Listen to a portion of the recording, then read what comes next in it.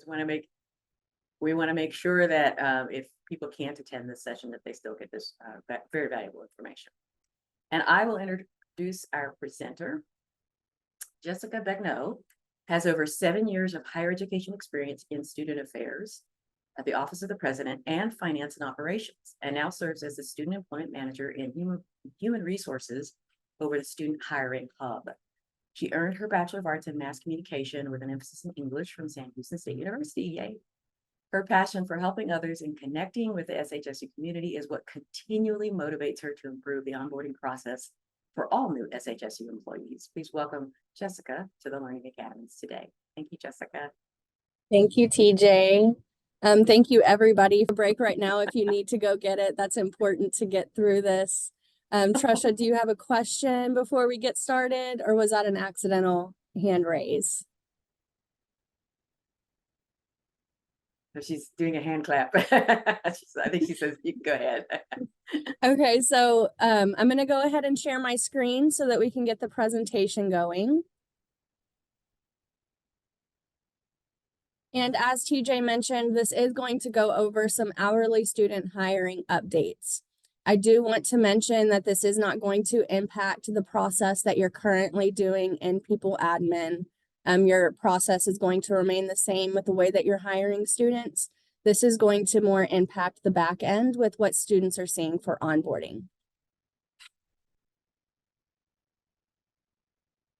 And so I know all of you probably have this face hidden behind your turned off camera. We do changes quite a bit, but this is going to be more of an improvement for the departments and the students that you're going to be hiring. We're currently doing a soft launch, so some of you may have received emails regarding employee records or your employees being transitioned, but please know that we will be going live with this sometime at the end of April. We're currently working on getting all of our Sam Houston users loaded in, so the end of April will be our go live date.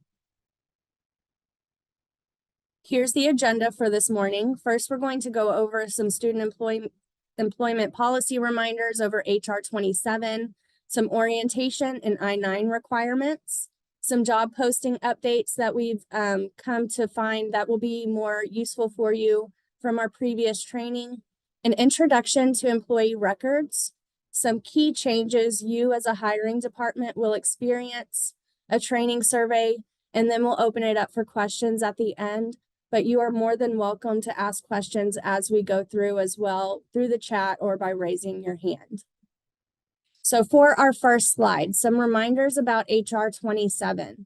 New hire orientation is required on or before the first day of employment. This is not changing, it's still a requirement. As a reminder, your students do have to have 4 hours of professional development training within their first year of employment.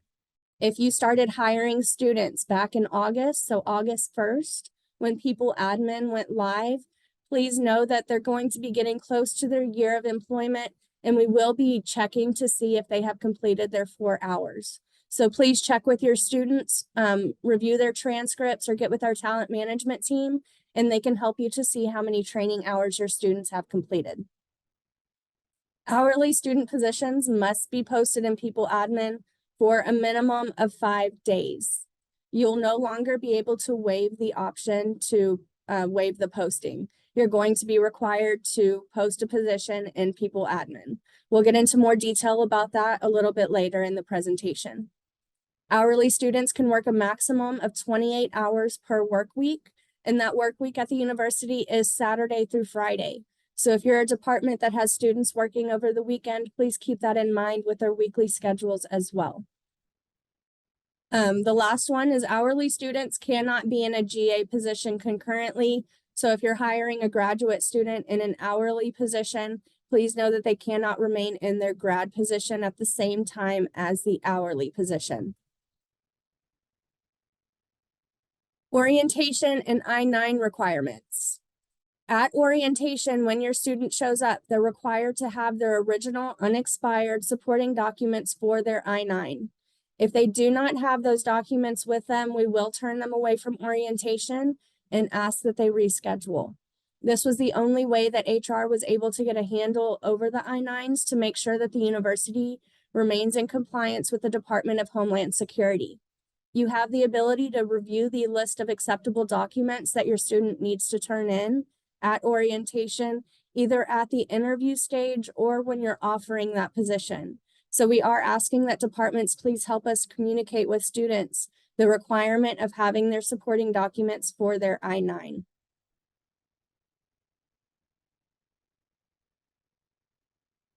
Hourly student job postings. Each of you likely already have a student manager designee status or user group within People Admin. But if you're not seeing the option to post those positions, please email hrstudenthire@shsu.edu and we can give you that user access. Additionally, please make sure that you're checking your user group and that you're changing it to the student manager designee. If you're also a manager and you post positions for staff, or you're a search committee member, you're going to have multiple user groups to flip through. So please make sure that you are on that student manager designee. Additionally, make sure that you're using the applicant tracking system. The student hiring side does not utilize position management, and you'll need to make sure that you remain in the applicant tracking system in order to successfully post those student positions. To get a refresher on exactly how to post student positions, you can look up student hiring updates within talent management and review the previous training that we offered in August regarding People Admin.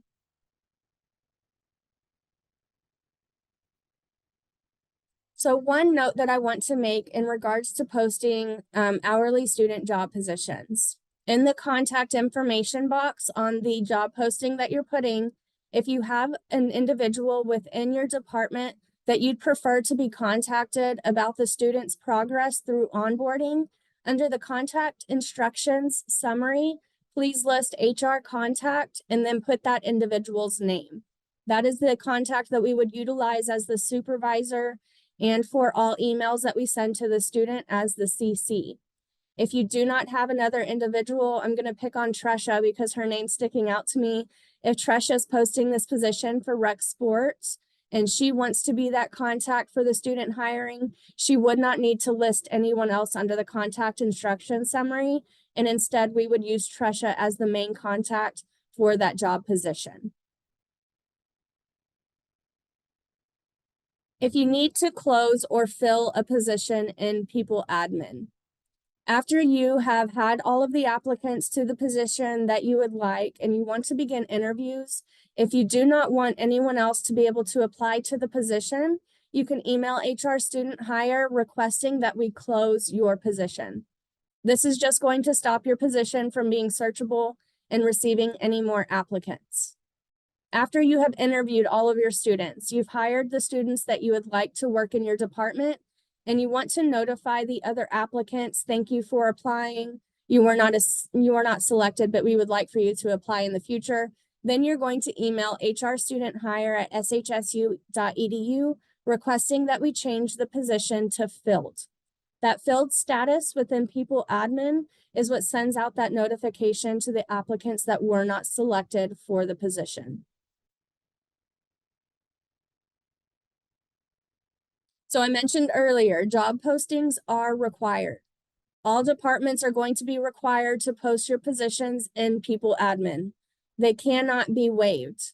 The reason for that is our students have to have an applicant account in People Admin in order to transition into employee records to receive their onboarding paperwork. Employee records will be our new platform for all of our onboarding paperwork. So they'll need to apply to a position. You can submit us a memo, however, waiving the 5-day posting requirement. So in that memo, you would include the reason why you're wanting to hire this student, whether they have specialized skills or had worked there previously. And with that, you would still post your position. After the student applies, we would close the position and transition the student throughout the onboarding process.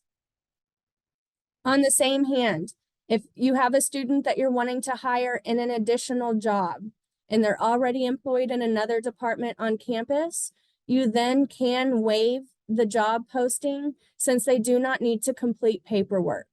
So if you're hiring a student who's already employed, you can submit a memo to waive the job posting since they do not need to go through the new hire process.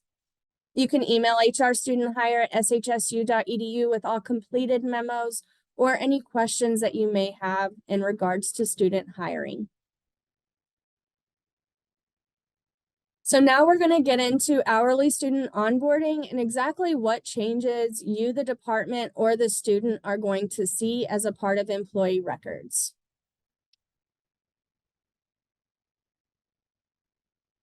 First, this is an overview of the steps with onboarding within People Admin. You're already familiar with this process. A student is going to go in and apply to your position, and then once you as the department are ready to recommend that student for hire, you want them to have a background check, you want to hire them, you're going to change it to recommend for hire. The student will then receive a background check in the form of a Microsoft form. HR will complete the background check. The student's going to clear the background check and will change that status to HR approves hire, and the department will need to submit the hiring proposal.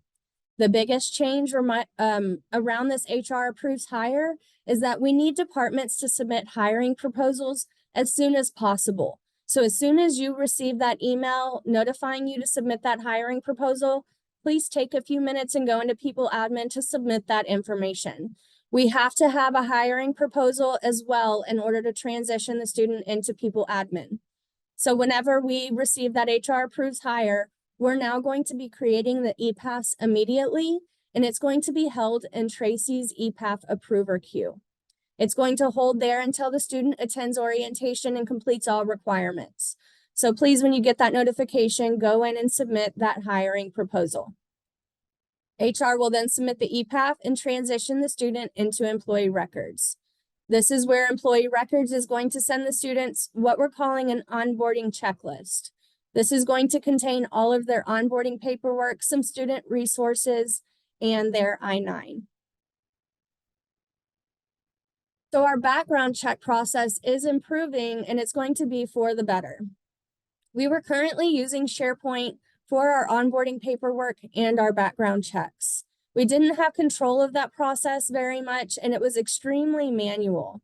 Departments were relying on HR to go in and manually email their students and CC them to have their background check completed. This is going to be improved by whenever you change the status to recommend for hire for any of your students, they're automatically going to receive the background check request form to complete.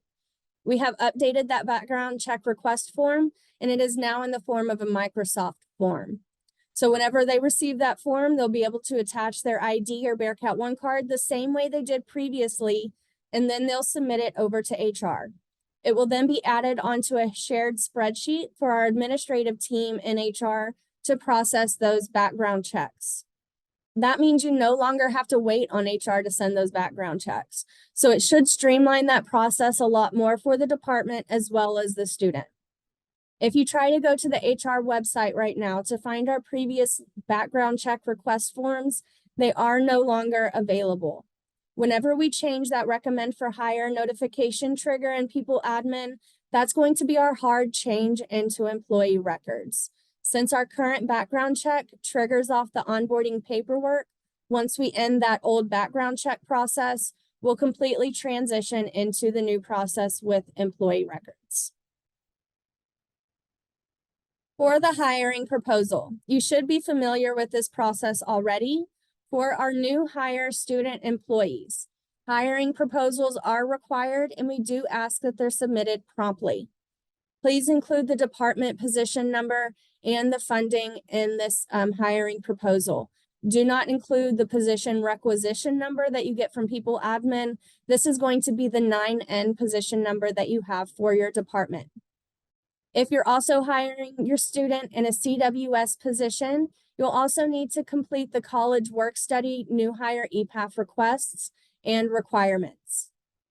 If you're hiring a new hire student and they're only going to be funded through CWS, you do not currently have a department position or student funding, then the hiring proposal is required. You do still need to submit it promptly, but you do not need to include funding or department position information. Since College Work Study will submit that EPAF for you, this is going to be a placeholder so that we can transition the student into employee records. That's when you'll need to go and complete the CWS EPAF request. If you're hiring a student and they're an additional job, at the background check, whenever they're changed for recommend for hire, that's where we're going to check their current employment status. If they're an additional job, we're going to complete them in People Admin and request that you, the department, submit the additional job EPAF request through our EPAF center that is found on your MySAM. Additionally, you can go to the HR website by selecting Manage and the toolbar on the right, Personnel Actions, and then the additional job form to complete. HR will then submit that additional job EPAF, and you can have your student begin working immediately since there are no new hire requirements. Just as a note, if you do not have a hiring proposal, your student will not be able to get the paperwork or sign up for orientation. If your student does not have orientation or paperwork, they cannot begin working. So please submit this hiring proposal as soon as possible so that we can continue the onboarding for the student. This is going to take us into employee records. So what is employee records? It's going to be an extension of People Admin. This allows us to stay within one onboarding platform. So we'll go from People Admin to employee records instead of 3 different SharePoints and People Admin. This is going to make it a more streamlined process with utilizing one onboarding platform. As TJ said in the beginning, this is going to allow you to be notified through each step of the process, and it's going to make those email communications less manual and more automatic for departments to receive. So in employee records, whenever you have completed a hiring proposal for a student, and HR has already completed the EPAF, that's where we're going to go and create an employment event for the students in employee records. So this image that you see on the screen is what HR sees when we're assigning a checklist to a new hire student. The first name in the email is going to default based off of the student's application. We are going to manually put in the supervisor for the students. So this is where we're going to use that HR contact that you put on the job application, or sorry, the job posting. If you put an HR contact there, we're going to list that individual as the supervisor. If the department contact is only one person listed on that job posting, that's the individual we'll use as the supervisor. You can see here that the checklist is student worker. That's what every hourly student employee will receive to complete their onboarding paperwork. The due date for our hourly students is going to be the date that we assign them this checklist. The reason for doing that is we want them to receive daily reminder emails if they have not completed their onboarding paperwork or orientation sign up within a timely manner. This is going to help to push those students through onboarding so that they can begin working in your department quickly. This is a list of the checklist documents or the onboarding documents that your students will receive. All of the documents highlighted in yellow are going to be optional documents. These are not required to be filled out. They're going to be resources or document upload screens. So the very first document is I-9 information. This is a resource that we've created internally to provide students with more information surrounding the I-9 at the very start of this employment journey. This is going to notify them right off the bat what documents are required, where they can go to find the acceptable documents, as well as some additional information for our international students. The employee will now be able to fill out the section 1 of the I-9 electronically. They'll also be able to sign it electronically. So this is going to help us make sure that we have that first page of the I-9 before they begin working. The I-9 supporting documents and the Social Security upload. We have made these forms optional. We did not want to cause confusion with our students in allowing them to upload their documents electronically and then be under the impression that they did not need to bring them in person.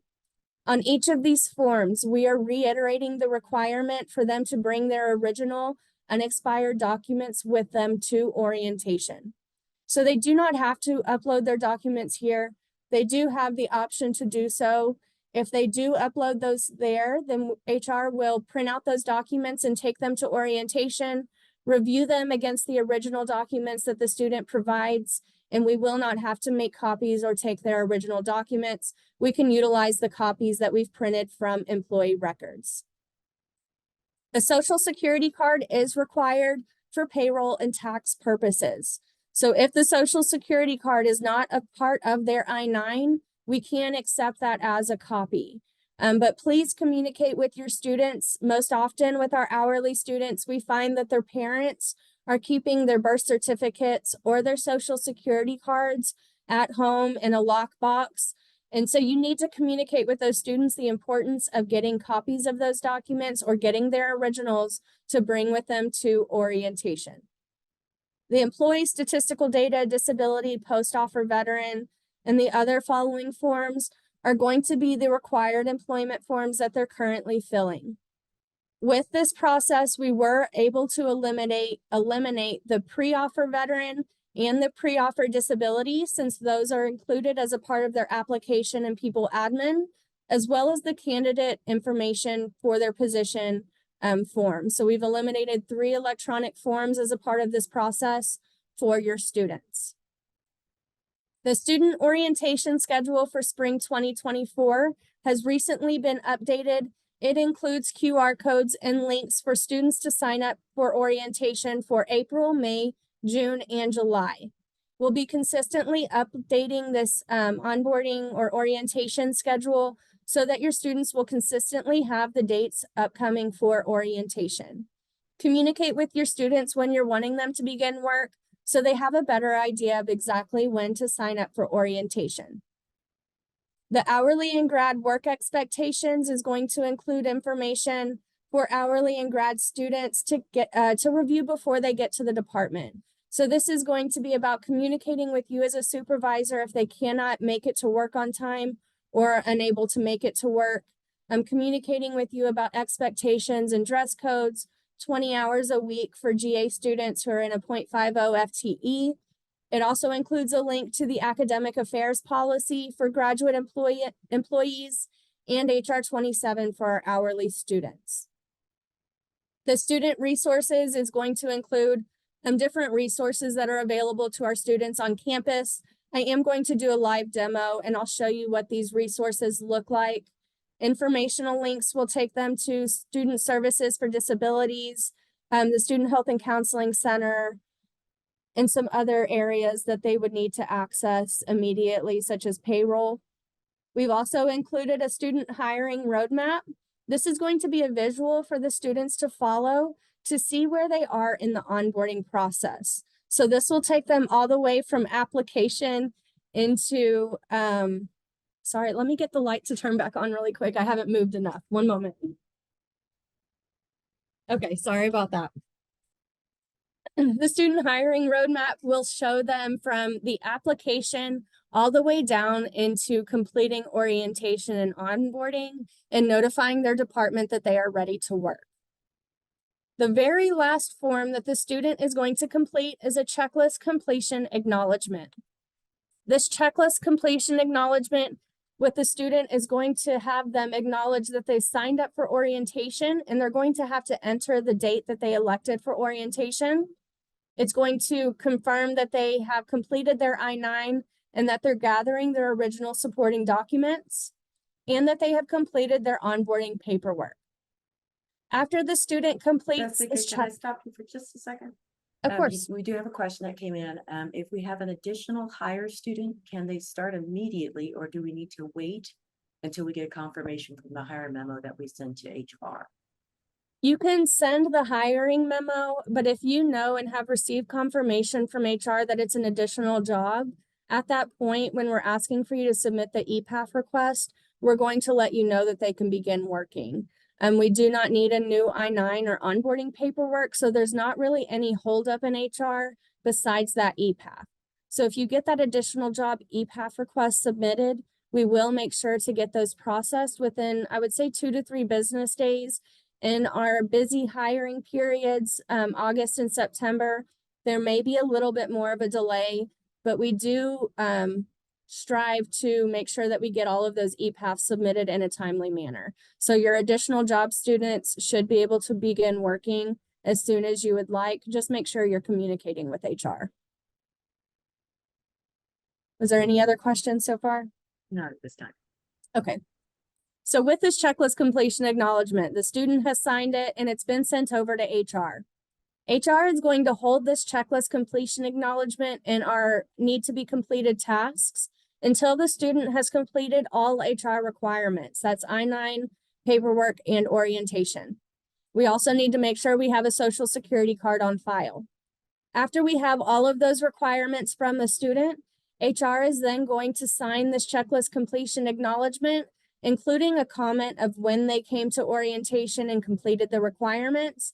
And then it's going to be sent to the department supervisor for review. That's going to be the supervisor that we put in this screen here for the checklist assignment. That's the individual that will receive any employee records communications. This will be your notification that your student can begin working. Previously, in our current process, you're receiving that notification after we complete the hiring proposal. Please know that those communications off of those triggers and people admin are going to be updated and they will be changed. So whenever you receive that hire approved or hired notification from people admin, your student is not truly hired. That notification is going to let you know that the student is being transitioned into employee records for their onboarding paperwork. This checklist completion acknowledgement is going to be the form that lets you know that your student can begin working. And we do have one more question. Okay. Is it possible for hiring managers or HR contacts to have access to the orientation date options? This seems to be a disconnect in our student hiring. Would help if we could either know when they are or tell them where to find them. Of course. I can make a note to make sure that we either make those dates public. We're working on the hiring website for the hourly students and the grads with these updates. So I'll see if I can include that, at least the QR codes or a link to that resource for departments to have available as well. And we have one more question. When submitting the hiring proposal previously, we had to put a start date. If we need to submit that in advance now, how will we know what date to put? Any date that you really put in that hiring proposal is going to be a wish date for a department because we can't predict when the student is going to come to orientation. On the staff side, they can assign staff orientation dates because the employee will come to orientation on the day that they start working. With our hourly students, since their schedules vary, especially because of classes or other outside commitments, we can't guarantee that the start date that you include on that hiring proposal is truly when your student can begin working. You'll know your student can begin working when you get that checklist completion acknowledgement. So you can put the date that you would like for your student to begin work there. And we will do our best to make sure that we can get the student prepared and through the process by that date. But just know we're going to create the EPAF with the date that we create that EPAF. So if I were to create a new hire EPAF today, I would use the 10th as that date. It doesn't make a difference for students what their actual start date is, since there's no prior state service or retirement included. So they could have a start date of today and not truly start working until Friday, and that's not going to affect the EPAF or the dates that we've included. So on that hiring proposal, please include the date that you would like your student to begin working, and HR will do their best to accommodate that date, but whatever day they actually complete the requirements is truly going to be the date that they can begin working. We do have a couple more questions. Okay. So when sending the message filled to HR, does that automatically close the position? What if we need to continue hiring students off of that same position? You do not then need to close the position. I mean, you can close the position if you've received all of your applicants. You will not want to change it to filled until you've completed hiring. So make sure that you're done with that position entirely before we change it to that filled status. After we change it to filled, it will allow you to create a new job posting, recycling that previous posting information. So you could then repost the position if you needed to hire further. Do you want a formal memo or just an email to add an additional job? For now, let's go with a formal memo just so that we have it on file. And the reason that the position was waived, it's still going to need to include the reason why this specific student is being selected for the position and not required to apply. So they're going to need to have some specialized skills or have previously been in that role in order to handpick that applicant. And then finally, do we submit the hiring proposal as soon as we get the confirmation that the background check cleared? As soon as you receive the HR approved hire notification, that's usually when you're going to receive the notification that the background is cleared. So they're kind of hand in hand with the same process. That HR approves hire notifies that the student's cleared, but it also gives you the ability to submit that hiring proposal. So it's kind of both. And I think there is also a clarification someone's requesting. You stated filled is what triggers the email that goes out to all students. So if we hold off sending the filled notification to have the email sent to all applicants, if we are still needing to hire off of the same position. So do we hold off, I think? Correct. You're going to hold off on changing it to filled until you've completely hired the students off of that position.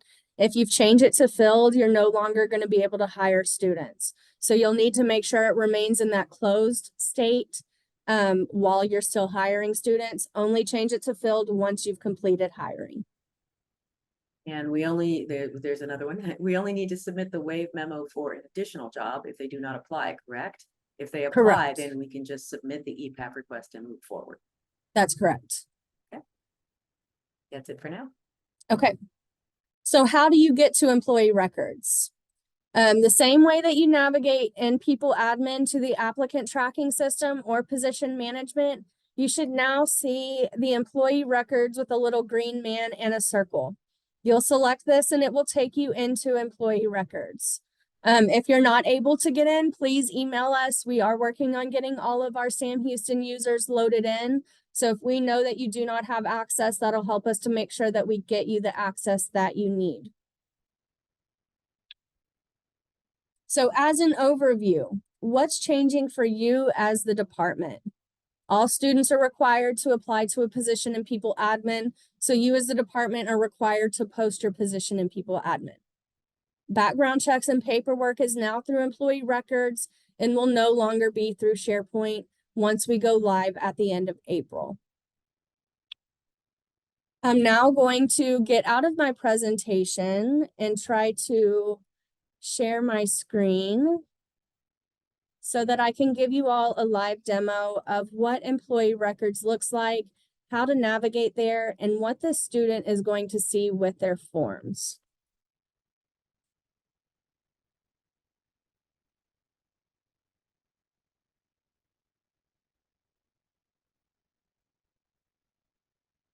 Okay, so let me get to People Admin. You go through your MySam to click on the People Admin link. It should single sign on you into People Admin. If you log into People Admin and you're seeing the applicant side where you can apply for positions, you just need to log out, go back in through your MySam, and it'll log you into the employee side. So I'm going to click the 3 dots here, and that's where you'll see employee records. First, I'm going to show you what it looks like whenever a student applies to a position and we transition them into the checklist.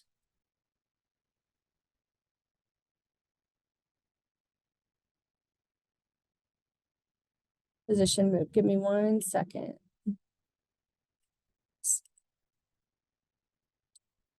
So under the applicants, Autumn Heiberg is my student employee. I was working with her to make sure that this process was working the way that it needed to. So I'm going to click on View Completed Hiring Proposal. You'll see here that her status is hire approved, and on her actual application, it says that she was hired. She was not truly hired at this point because we needed to transition her into employee records to complete her paperwork. Right here, it would say Create Employment Event. This is how HR is going to transition that student into employee records. So her name and her email is going to default into here from the application. However, the supervisor is just going to default to the very first individual at the university with the lowest name in the alphabet. So that's Elia Castro. Since I am her supervisor, I could search my name here and I would select me as the supervisor, and it's going to default to me as human resources because people admin knows that I work in HR. I would then assign the new hire checklist for a student worker, and the due date would be today's date. I would then click submit and it would transition her into employee records. I'm not going to do that now because it will make a duplicate user account in employee records since she's already in there. I just wanted to give you a backside view of what it looks like when we're applying that supervisor, the department, and the checklist. And Jessica, before you click off, or Oh, not, That's okay. It's That's right okay. here. It's a good question. The question was, who do we put as the contact person if the hiring contact person is different from the supervisor? That's where you'll do that in the job posting itself.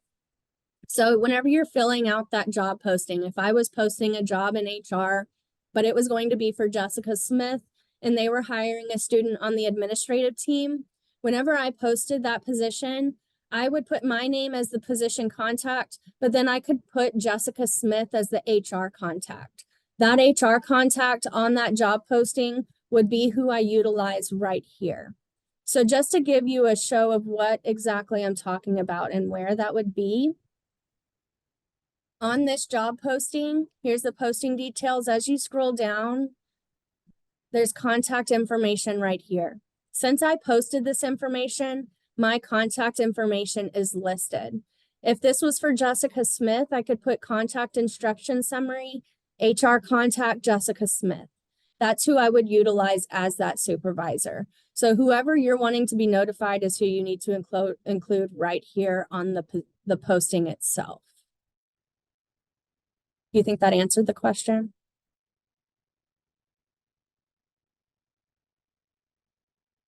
I believe so. Let me just check. Yes, the Okay. answer is yes. Okay, so now I'm going to go into employee records. So I'm going to click this link right here. And this is what employee records looks like. So we have had a staff recently go through here, Joseph Palma, he's going to be a new hire. This shows you that this is a task that HR needs to complete and approve this I-9. Under completed, this shows us everything that we have completed. For now, I'm going to go into users and I'm going to assign myself the student checklist so that you can see what is entailed in that checklist.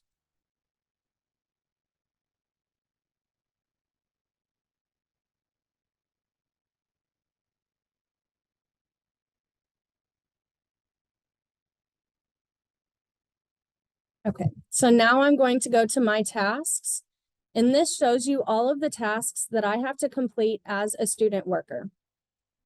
So the very first one is I-9 information. This is just a resource. It's not required. They don't have to sign it in any way. They can zoom in or download this form so that they can see the information that's included on this I-9 form. This tells them that section 1 has to be completed on or before their hire date, how to complete it, gather original documents that we use E-Verify, and some resources for international students to get some more information about their specific requirements.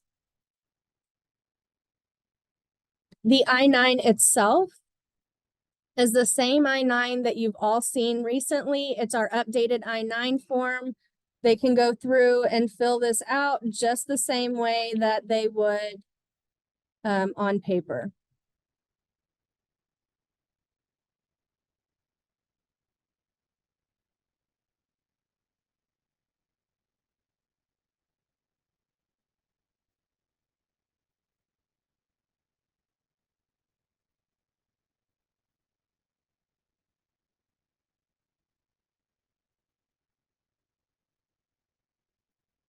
They'll check their citizenship. They'll have the ability to sign here.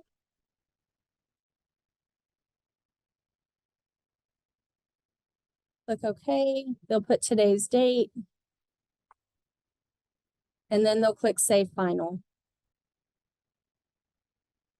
They'll then have to go in and select it again. It's going to make them sign this I-9 form. Oh, wait, no, this is going over to HR. That'll be a different form. The I-9 is going to hang out in their checklist until HR has completed section 2 and approved that I-9 form. The I-9 supporting documents is going to be an upload section where they can upload copies of their supporting documents if they want to.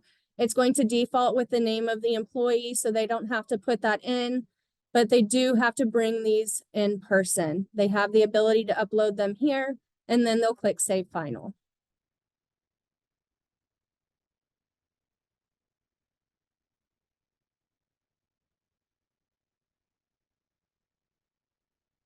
Maybe. Submit. Okay, so here's that sign, approve, review that I mentioned with the I-9. It just took a second to load in. So the student, after they fill the form, has to come back in. They're going to scroll down to the bottom, and this is where they're going to see an approval. So then they'll have to approve it. Oh, I'm just kidding. That's HR. It's because I'm an HR person too. I'm so sorry, y'all, if that's causing confusion. So the sign, approve, review that you're seeing here is going to be from the HR view. Because I'm an HR manager, I have to complete that I-9 as well. So with the I-9 supporting documents, it does say that they have to sign, approve, or review those. So here's where they'll have to approve it. And there is a question that says, so it's just the supporting documents they need not to bring, not the I-9 form, correct? That's correct. They do not have to bring an I-9 form. We provide that in office anyway, but since it's all electronic, they won't even have to complete that I-9 form at orientation anymore. It should be completed electronically as a part of this paperwork. Thank you. These other forms are required employment forms, have not changed. They're going to look exactly the same as they did before. We've just gotten them into this system, so they'll fill them out the same that they have in the past. Let me skip down to the student orientation schedule. This is where the students will have the ability to sign up for orientation. So you can see here, there's April, May, June, or July. They can either download this form in order to access the links, or they can zoom in as far as they need to and scan these QR codes and sign up for orientation directly from this form. With the orientation registration, they do have to go down here and sign this form, and it does let them know that they need to write down or save the date that they elected for orientation, because they will have to put that in later.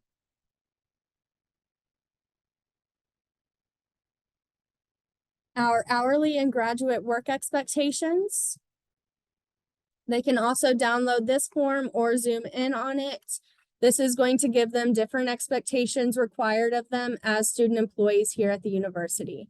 So it goes over the amount of hours they can work if they have multiple jobs, to monitor their Sam Houston email, communicate with departments, entering their timesheets. The academic policy is linked right here. And I'm also going to be including HR 27, the student employment policy. For our student resources, if after you see these resources, something comes to mind to you that you feel like our students should have access to as a part of these resources, please email me directly or HR Student Hire, and we can reach out to that department or include your resources in this part of the presentation or their onboarding. So we have the food pantry, Tripods Thrift, and the Rebabot Career Closet, student legal and mediation services, student money management, Title IX, the Academic Success Center, the Bearcat One card, and Timely Care. So these are all of our current resource flyers that we have available that we've included in here. But if anyone else has anything that they would like for us to include, please send it over to me and I can get that added. Our informational links include a link to payroll, the Bearcat One Card Office, Global Engagement, the Student Counseling Center, services for students with disabilities, and food pantry and Tripods Thrift. They do have to download this form in order to access these links and get direct access to those department websites. The student hiring roadmap is that visual that gives them how to get hired from start to finish. So this tells them they've been offered a job and passed the background check. They have to complete the onboarding paperwork, orientation, review the resources in the checklist, attend orientation, and then contact their hiring manager. It says that they are required to attend orientation and complete the I-9 in person before beginning work. It also includes our contact information so that the students can contact us directly if they have any questions as they're going through onboarding. Here's the very last form, the checklist completion acknowledgement. This is where the student is going to acknowledge that they've signed up for orientation and they're going to enter that date here. They acknowledge that they understand they must bring original unexpired supporting documents for their I-9 and that copies are not accepted. They'll type their name and then they'll acknowledge by checking this box that they've completed all onboarding tasks digitally as a part of the checklist. This onboarding completion acknowledgement is what will go over to HR. We will then sign it and then send it over to the department for review. So that's the entire checklist. After a student has completed a document, they will have the option to look in this completed file and it will show each document so they can go back and view it at a later time or date. So they'll have access to the student hiring roadmap, the informational links in the student hire resources, as well as the expectations at any time. They can just go back into employee records and view these resources as they need them. And Jessica, how often are the orientations offered each month? Right now, since we're on a normal schedule, we offer orientation in person on Tuesday, Wednesday, and Friday during the week. If we have students who work at the COM or the Woodlands, or they are truly remote employees, we can accommodate with a Zoom session. We host one Zoom session a week for all students that need that Zoom session. But otherwise, we have 3 sessions during the week. In August and September, specifically those 2 months, we will increase our orientation dates offered as needed. If we find that our onboarding sessions or our orientation sessions are all full, we will be offering some additional ones. Thank you. So now I'm going to go back to my presentation just for some additional questions, concerns, or thoughts if we have any.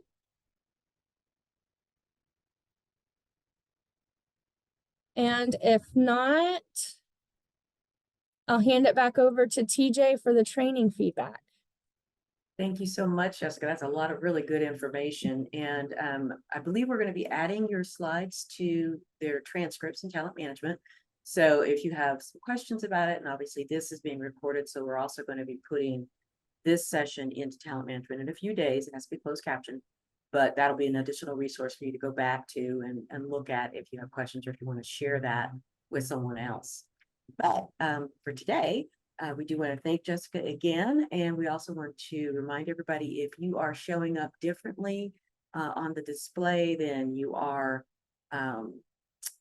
if you're calling in and we don't have your regular name, then please make sure you send a notification email to hrtraining@shsu.edu, and that lets us know that you actually attended today's session, and please do that by the end of the day.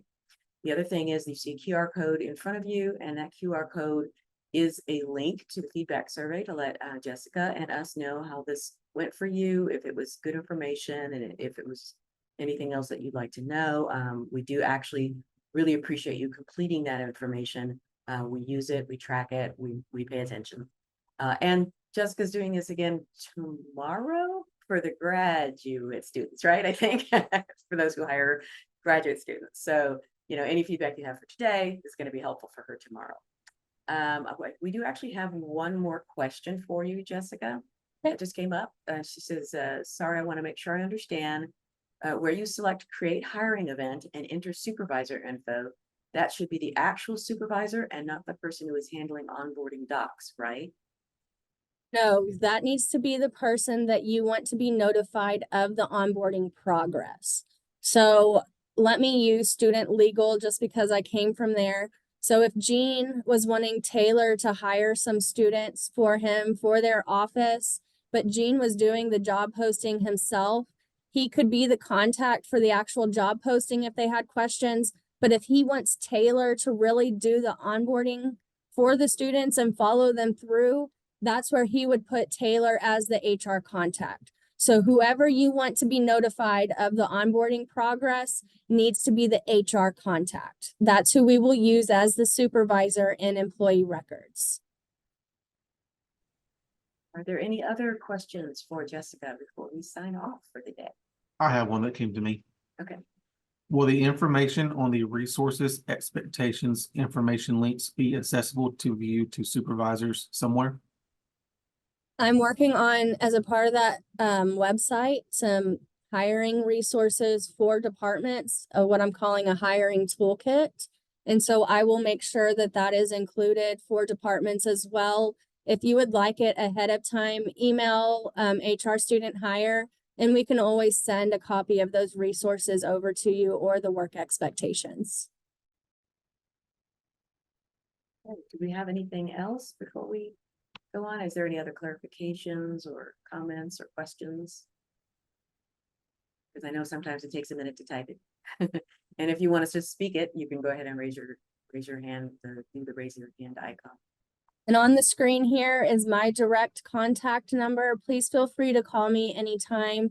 I'm doing my best to keep up with email responses, but during this implementation time, I am a little bit busier than usual. So please give me a call. If I don't answer, somebody else on my team will, but if I pick up, I'll try to answer your question while I have you on the phone. And Jessica, you mentioned your team. Could you tell us who's on that team, just so we'll know? Yes, thank you, TJ. So right now we have Tracy Henriksen. She's our HR specialist. She is specializing in our graduate student hiring, but she's very much a specialist in our hourly student hiring as well. She previously worked in that hourly student role for an HR associate. So she's extremely knowledgeable about student hiring and can help you in any aspect of this process. We have 3 student employees on our team: Autumn Heiberg, who's going to be graduating soon, Ernie Romero, and Regine Bernard. They are also excellent student employees and can answer any questions, especially about the progress of your students through onboarding. And then we currently have our HR associate position open. We are hiring. It's listed on the People Admin website, so we'll hopefully be getting that position filled in the next 2 to 3 weeks, maybe a month at the latest. Okay, great. It's a great team, folks. Definitely customer service oriented and there for you. We see them working frantically to get these implementations completed so that we can have a smooth hiring process in the spring and the fall. All right, thank you, Jessica, so much for all your attention, and thank you everybody for attending. And do reach out if you have any questions to Jessica's team. And we are happy to have seen you here, but we are going to give you the rest of your day back. Like they get an extra half an hour, and you still get that 0.5 extra credit. See you later, everybody. Bye. Thank you. And you do have a comment. These changes are great. Excellent presentation.